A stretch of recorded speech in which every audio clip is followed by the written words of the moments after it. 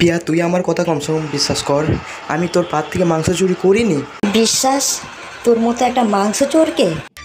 আমার এত বড় একটা ক্ষতি করতে তোর বিবেকে বাঁধলো না? অসাধারণ। ওহো,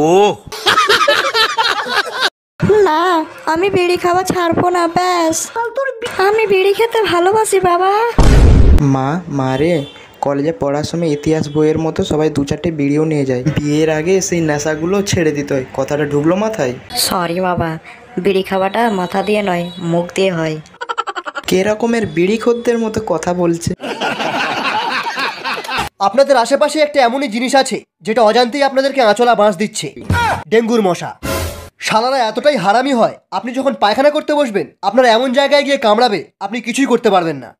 শালাদের শুধু মারলেই হবে না, ভেজে খেয়ে নাও। একটা ডিওর অ্যাড দিচ্ছি, কেলো হিট।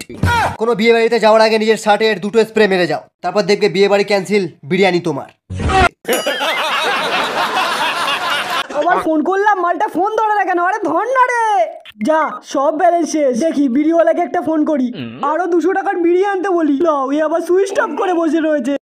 रुको जरा, सबर करो। বলছি যে আপনার ফোনটা করা হয়ে গেলে আমাকে দেবেন, আমি একটু ফোন করবো। কিসের জন্য দেবো? আমার বিড়ি চুরি করবি? ওরে বাবা, আপনি কি বলছেন? আমি বিড়ি কিনে কিনে ভিখারি হয়ে গেছি, জানেন না? আপনারা কি আর কারখানার মালিক যে আমরা আনলিমিটেড বিড়ি খেতে পারবো?